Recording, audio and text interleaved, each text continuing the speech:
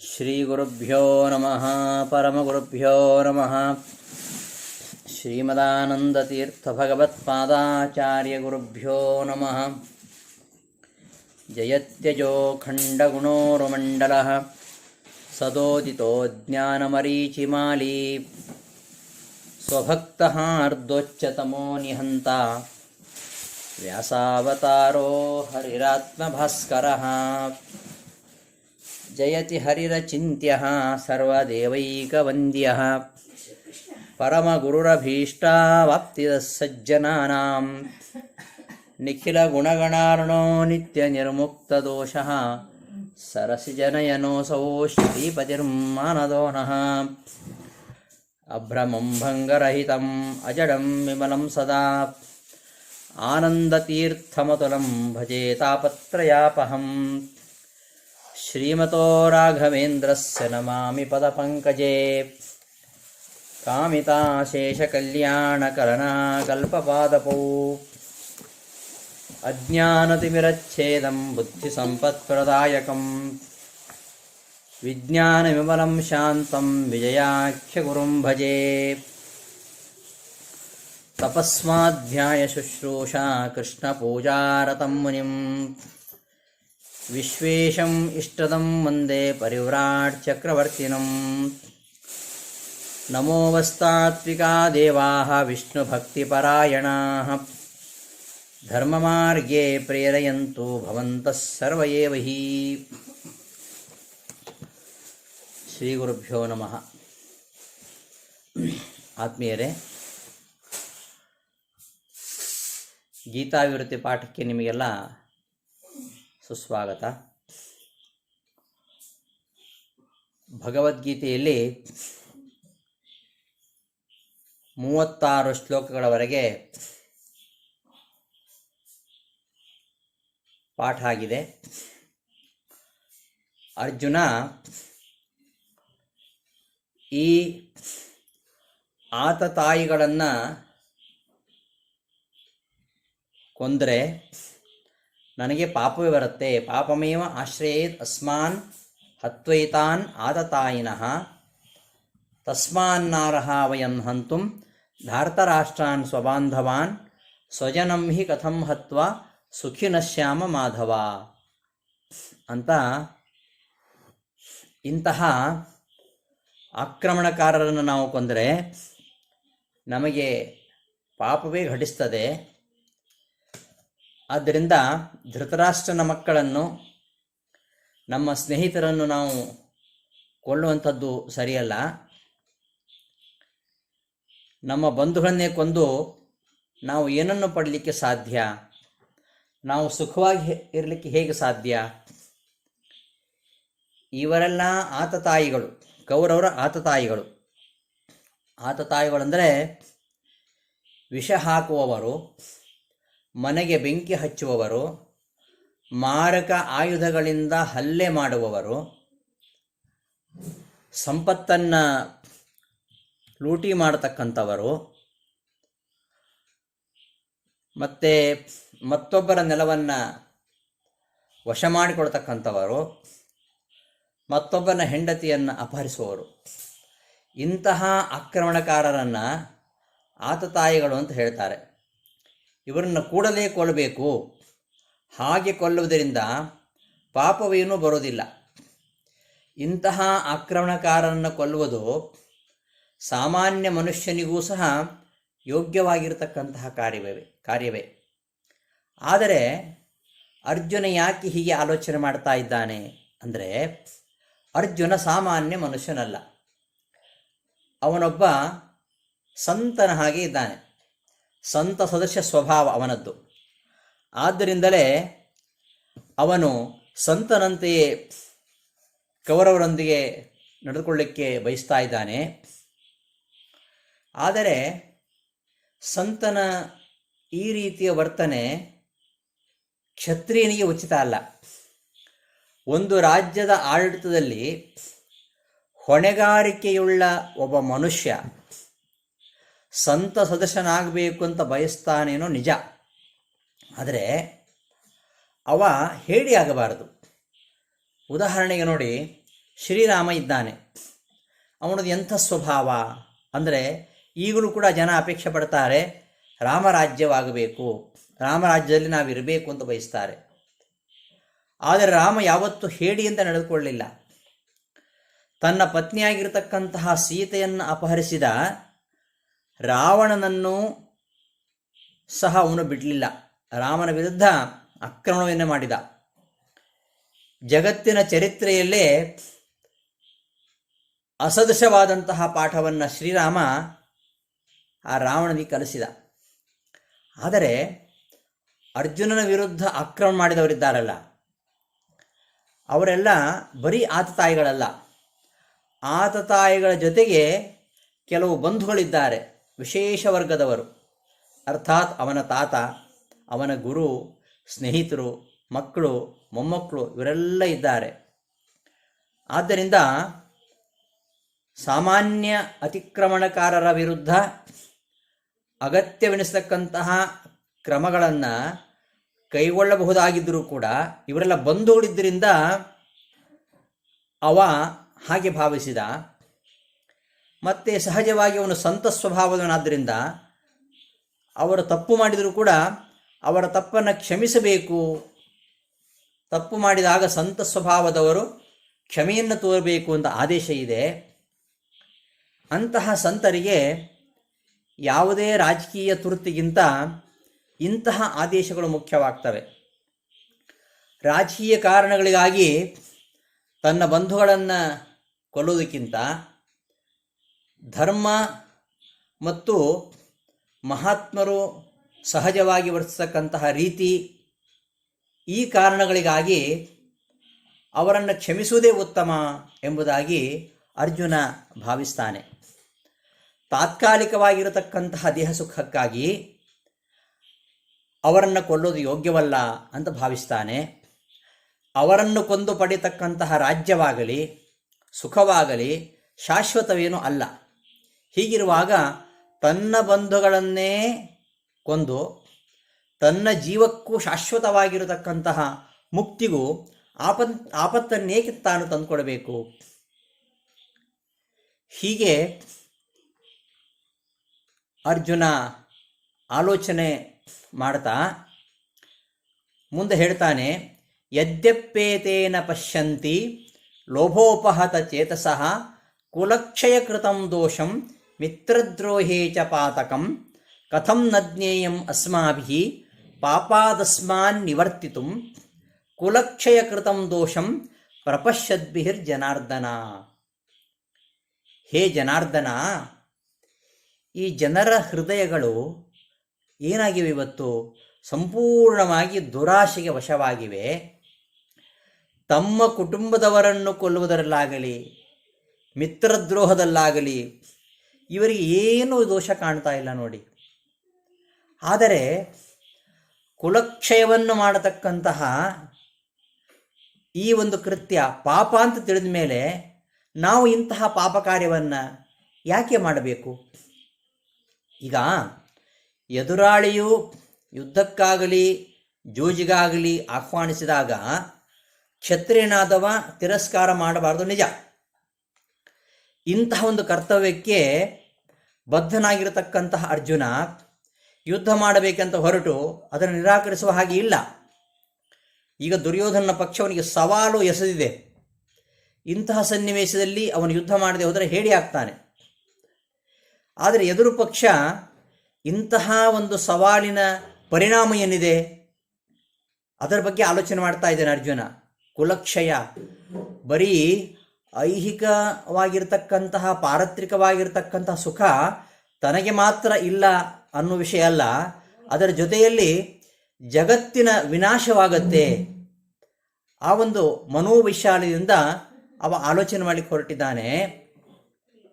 ಹಾಗಾಗಿ ಇಂತಹ ಒಂದು ಯುದ್ಧವನ್ನು ಮಾಡಿದರೆ ಇದರ ಪರಿಣಾಮಕ್ಕೆ ಕೌರವ ಪಕ್ಷ ಕುರುಡಾಗಿರಬಹುದು, ನಿಜ.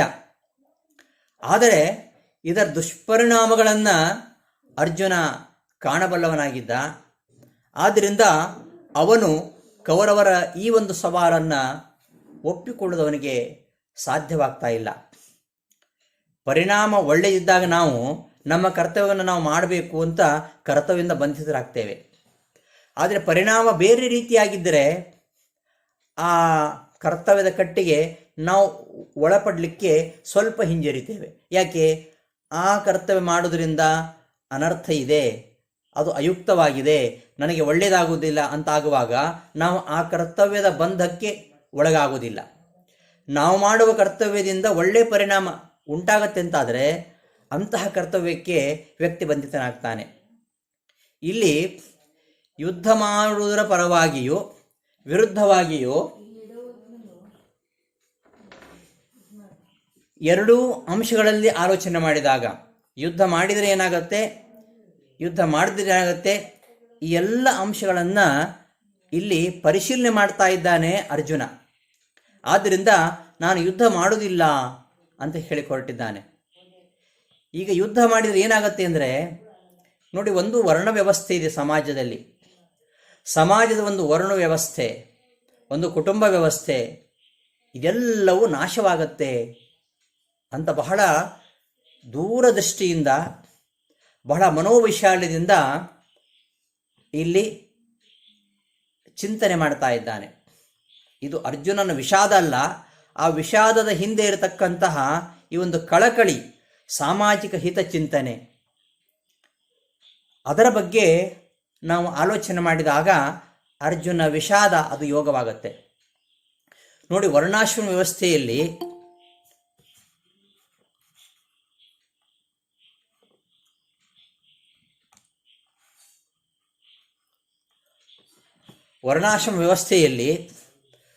ಕುಟುಂಬದ ಸದಸ್ಯರು ಯೋಗ್ಯವಾದ ರೀತಿಯಲ್ಲಿ ಬೆಳೀತಾರೆ. ಆಧ್ಯಾತ್ಮಿಕ ಮೌಲ್ಯಗಳನ್ನು ಸಾಧಿಸಲು ನೆರವಾಗ್ತಕ್ಕಂಥ ಅನೇಕ ಧಾರ್ಮಿಕ ಸಂಪ್ರದಾಯಗಳು ನಮ್ಮಲ್ಲಿ ತುಂಬ ಇವೆ. ಹುಟ್ಟಿನಿಂದ ಆರಂಭಿಸಿ ಸಾವಿನವರೆಗೂ ಕುಟುಂಬದಲ್ಲಿ ನಡೆಯತಕ್ಕಂತಹ ಕೆಲವು ಶುದ್ಧೀಕರಣ ಪ್ರಕ್ರಿಯೆಗಳೇನಿವೆ ಅವುಗಳಿಗೆ ಕುಟುಂಬದ ಹಿರಿಯರಿದ್ದಾರಲ್ಲ ಅವರು ಹೊಣೆಗಾರರಾಗಿರ್ತಾರೆ. ಆದರೆ ಆ ಕುಟುಂಬವು ಶುದ್ಧವಾಗಿರಬೇಕು, ಒಳ್ಳೆಯ ಸಂಸ್ಕಾರ ಇರಬೇಕು, ಒಳ್ಳೆಯ ಸಂಸ್ಕೃತಿ ಇರಬೇಕು, ಕುಟುಂಬದಲ್ಲಿಯೂ ಸಮಾಜದಲ್ಲಿಯೂ ಒಳ್ಳೆಯ ಸಂಸ್ಕೃತಿ ಇರಬೇಕು ಅಂತ ಆಲೋಚನೆ ಮಾಡತಕ್ಕಂತಹ ಈ ಒಂದು ಜವಾಬ್ದಾರಿ ಇರತಕ್ಕಂತಹ ಹಿರಿಯರು ತೀರಿಕೊಂಡಾಗ ಅಂತಹ ಕುಟುಂಬ ಈ ತಮ್ಮ ಒಂದು ಅಶುದ್ಧ ಸಂಸ್ಕಾರ, ಶುದ್ಧವಾಗಿರ್ತಕ್ಕಂಥ ಸಂಪ್ರದಾಯ ಇವುಗಳು ಕಳಚಿ ಹೋಗತಕ್ಕಂತಹ ಸಂದರ್ಭ, ನಿಂತು ಹೋಗತಕ್ಕಂತಹ ಸಂದರ್ಭ ಬರಬಹುದು. ಆ ಸಂಸಾರದ ಉಳಿದ ಮುಂದಿನ ಕಿರಿಯರು ಅಧಾರ್ಮಿಕವಾಗಿರತಕ್ಕಂತಹ ಅಭ್ಯಾಸಗಳನ್ನು ಬೆಳೆಸಿಕೊಂಡು ಅವರು ಆಧ್ಯಾತ್ಮಿಕ ಒಲವನ್ನು ಕಳೆದುಕೊಳ್ಳಬಹುದು. ಆದ್ದರಿಂದ ಯಾವುದೇ ಉದ್ದೇಶದಿಂದಾಗಲಿ ಕುಟುಂಬದ ಹಿರಿಯರು ಇರಬೇಕು. ಕುಟುಂಬದ ಹಿರಿಯರು ನಾಶವಾದರೆ ಆ ಕುಟುಂಬದ ಒಂದು ಶುದ್ಧ ಸಂಸ್ಕಾರಗಳು, ಸಂಪ್ರದಾಯಗಳು, ಅವರ ಆಧ್ಯಾತ್ಮಿಕ ಒಲವುಗಳು ಎಲ್ಲವೂ ನಾಶವಾಗುವುದರಿಂದ ಅಂತಹ ಕುಟುಂಬದ ಹಿರಿಯರನ್ನು ಕೊಂದರೆ ಏನಾಗತ್ತೆ, ಇಂತಹ ಅನರ್ಥಗಳು ಉಂಟಾಗುವ ಸಾಧ್ಯತೆ ಇದೆ. ಬದುಕಿನಲ್ಲಿ ಶಾಂತಿ, ಶ್ರೇಯಸ್ಸು, ಆಧ್ಯಾತ್ಮಿಕ ಮುನ್ನಡೆ ಇವುಗಳನ್ನು ಸಾಧಿಸಲಿಕ್ಕೆ ಮಾನವನಿಗೆ ಅನಿವಾರ್ಯವಾದ ಮೂಲ ಆಧಾರ ಯಾವುದು ಅಂದರೆ ಒಳ್ಳೆಯ ಜನತೆ, ಒಳ್ಳೆಯ ರಾಜ್ಯ ಮತ್ತು ಒಳ್ಳೆಯ ಸಮುದಾಯ, ಇವುಗಳ ಒಂದು ಆಧ್ಯಾತ್ಮಿಕವಾಗಿರತಕ್ಕಂತಹ ಬೆಳವಣಿಗೆ ಇರಬೇಕು. ಅಂತಹ ಬೆಳವಣಿಗೆಗೋಸ್ಕರವಾಗಿ ಈ ಕುಟುಂಬವಾಗಲಿ, ರಾಜ್ಯವಾಗಲಿ, ಸಮುದಾಯವಾಗಲಿ, ಸಮಾಜವಾಗಲಿ ಇವುಗಳು ಸುಸ್ಥಿರವಾಗಿ ಉಳಿಬೇಕಾದರೆ ಈ ವರ್ಣಾಶ್ರಮ ಧರ್ಮದ ವ್ಯವಸ್ಥೆ ಅದು ಚೆನ್ನಾಗಿರಬೇಕು. ಅದಕ್ಕೋಸ್ಕರವಾಗಿ ನಮ್ಮ ಪ್ರಾಚೀನರು ವರ್ಣಾಶ್ರಮ ಧರ್ಮದ ತತ್ವಗಳನ್ನು ರೂಪಿಸಿದ್ದಾರೆ. ಇಂತಹ ಜನತೆಗೆ ಸ್ತ್ರೀಯರ ಪಾತಿವ್ರತ್ಯ, ಅವರ ನಿಷ್ಠೆ ಇದು ಆಧಾರಭೂತವಾಗಿರುವಂಥದ್ದು. ಮಕ್ಕಳು ಹೇಗೆ ಸುಲಭವಾಗಿ ದಾರಿ ತಪ್ಪಬಹುದೋ ಹಾಗೆಯೇ ಸ್ತ್ರೀಯರು ಸುಲಭವಾಗಿ ಭ್ರಷ್ಟರಾಗಬಹುದು. ಇದು ಆತಂಕ ಅರ್ಜುನನಿಗೆ ಇದೆ. ಇದನ್ನೇನೇನೋ ಅರ್ಥೈಸ್ಕೊಳ್ತಾರೆ ಇವತ್ತು ಭಗವದ್ಗೀತೆಯಲ್ಲಿ, ಅಪಾರ್ಥ ಮಾಡ್ತಾರೆ ಈ ಮಾತುಗಳಿಗೆ. ಆ ಅರ್ಜುನನ ಮಾತಿನ ಹಿಂದೆ ಇರತಕ್ಕಂಥ ಒಂದು ಸಾಮಾಜಿಕ ಕಳಕಳಿ ಯಾವ ಇವತ್ತಿನ ಬುದ್ಧಿಜೀವಿಗಳಿಗೂ ಅರ್ಥ ಆಗಿಲ್ಲ. ಆದ್ದರಿಂದ ಮಕ್ಕಳಿಗೂ ಸ್ತ್ರೀಯರಿಗೂ ಒಂದು ಕುಟುಂಬದ ಹಿರಿಯರಿಂದ ಒಂದು ರಕ್ಷಣೆಯ ಅಗತ್ಯ ಇದೆ. ಹಲವಾರು ಧಾರ್ಮಿಕವಾದ ವಿಧಿವಿಧಾನಗಳಲ್ಲಿ ಮಗ್ನರಾಗಿರ್ತಕ್ಕಂತಹ ಸ್ತ್ರೀಯರಾಗಲಿ ಮಕ್ಕಳಾಗಲಿ ಅವರು ಯಾವತ್ತೂ ದಾರಿ ತಪ್ಪುವುದಿಲ್ಲ, ವ್ಯಭಿಚಾರಕ್ಕೆ ಇಳುವುದಿಲ್ಲ. ಆದ್ದರಿಂದ ಧಾರ್ಮಿಕ ವಿಧಿಗಳ ಹಲವಾರು ಕೌಟುಂಬಿಕ ಸಂಪ್ರದಾಯಗಳಲ್ಲಿ ಅವರು ಸದಾ ಮಗ್ನರಾಗಿರಬೇಕು. ಅವರ ಪಾತಿವ್ರತ್ಯ ನಿಷ್ಠೆಗಳಿಂದ ವರ್ಣಾಶ್ರಮ ವ್ಯವಸ್ಥೆಯಲ್ಲಿ ಅವರು ಭಾಗವಹಿಸಬೇಕು. ಆಗ ಒಳ್ಳೆಯ ಜನತೆ ಸೃಷ್ಟಿಯಾಗತ್ತೆ. ಇಂತಹ ವರ್ಣಾಶ್ರಮ ಧರ್ಮ ವಿಫಲವಾದರೆ ಸಹಜವಾಗಿಯೇ ಮಹಿಳೆಯರಿಗೆ ಪುರುಷರೊಂದಿಗೆ ಕೆಲಸ ಮಾಡಿ ಬೆರೆಯಲು ಸ್ವಾತಂತ್ರ್ಯ ಸಿಗ್ತದೆ. ಆಗ ವ್ಯಭಿಚಾರ ಹೆಚ್ಚಿ ಅನಪೇಕ್ಷಿತವಾಗಿರತಕ್ಕಂತಹ ಜನತೆ ಸೃಷ್ಟಿಯಾಗತಕ್ಕಂತಹ ಅಪಾಯ ಇದೆ. ಹೊಣೆಗೇಡಿ ಪುರುಷರು ಇಂತಹ ಸಮಾಜದಲ್ಲಿ ವ್ಯಭಿಚಾರವನ್ನು ಪ್ರಚೋದಿಸಲಿಕ್ಕೆ ಆರಂಭಿಸ್ತಾರೆ. ಅದರ ಫಲವಾಗಿ ಅನಪೇಕ್ಷಿತವಾಗಿರತಕ್ಕಂತಹ ಮಕ್ಕಳು ಹುಟ್ಟಿ ಅವರೇ ಮಾನವ ಕುಲದಲ್ಲಿ ತುಂಬಿಕೊಂಡು ಯುದ್ಧ, ಕ್ಷಾಮ ಇಂತಹ ಅಪಾಯಗಳು ತಲೆದೋರಲಿಕ್ಕೆ ಶುರುವಾಗುತ್ತೆ. ಇಂತಹ ಬೇಡದ ಜನರ ಸಂಖ್ಯೆ ಹೆಚ್ಚಾದಾಗ ಅದು ಸಂಸಾರದ ಬದುಕನ್ನು, ಸಂಸಾರದ ಸಂಪ್ರದಾಯವನ್ನು ನಾಶಗೊಳಿಸಿಬಿಟ್ರೆ ಅಂಥವರ ಬದುಕು ನಾಶವಾಗಿ ಬಿಡುತ್ತೆ. ಇಂತಹ ಭ್ರಷ್ಟ ಸಂಸ್ಕಾರಗಳು ಪೂರ್ವಿಕರು ಪತನ ಹೊಂದಿದರೆ ಇವೆಲ್ಲ ನಾಶವಾಗಿ ಬಿಡುತ್ತವೆ.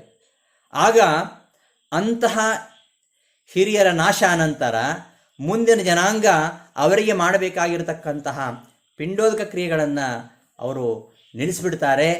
ಹಾಗಾಗಿ ಕುಟುಂಬದ ಪೂರ್ವಿಕರಿಗೆ ಕಾಲ ಕಾಲಕ್ಕೆ ಪಿಂಡೋದಕ ಪ್ರದಾನ, ಈ ಪ್ರದಾನವನ್ನು ನಮ್ಮ ಮಧ್ವ ಸಂಪ್ರದಾಯದಲ್ಲಿ ವಿಷ್ಣು ಪೂಜೆ ಮೂಲಕ ಮಾಡ್ತಾರೆ.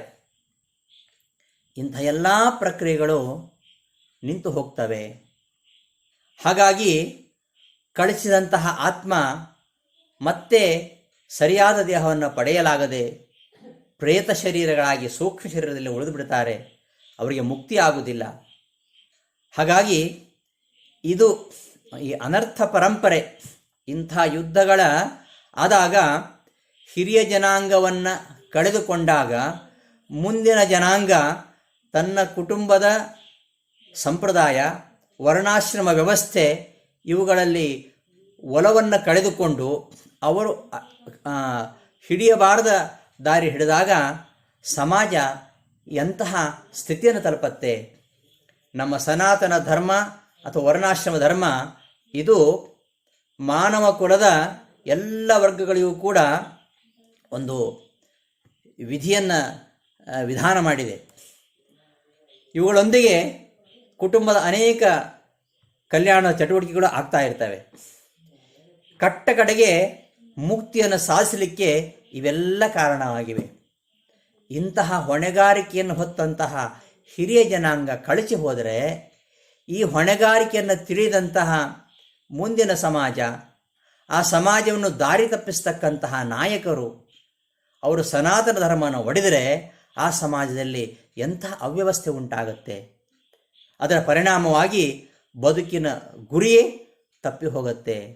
ಇಂಥ ಅನರ್ಥವನ್ನು ಯಾವ ನಾಯಕರು ಕೂಡ ಕುರುಡರಾಗಿ ನೋಡುವುದಿಲ್ಲ. ಅವರನ್ನೇ ಹಿಂಬಾಲಿಸ್ತಕ್ಕಂತಹ ಜನರು ಇಂಥ ಅವ್ಯವಸ್ಥೆಗೆ ಅವರು ಪ್ರೇರಣೆ ನೀಡ್ತಾರೆ. ಹಾಗಾಗುವಾಗ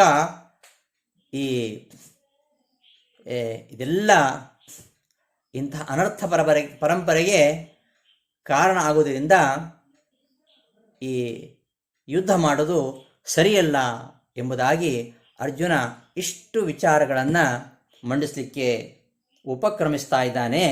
ಯದ್ಯಪ್ಪೇತೇನ ಪಶ್ಯಂತಿ ಲೋಭೋಪಹತ ಚೇತಸಃ ಕುಲಕ್ಷಯ ಕೃತಂ ದೋಷಂ ಮಿತ್ರದ್ರೋಹೇ ಚ ಪಾತಕಂ.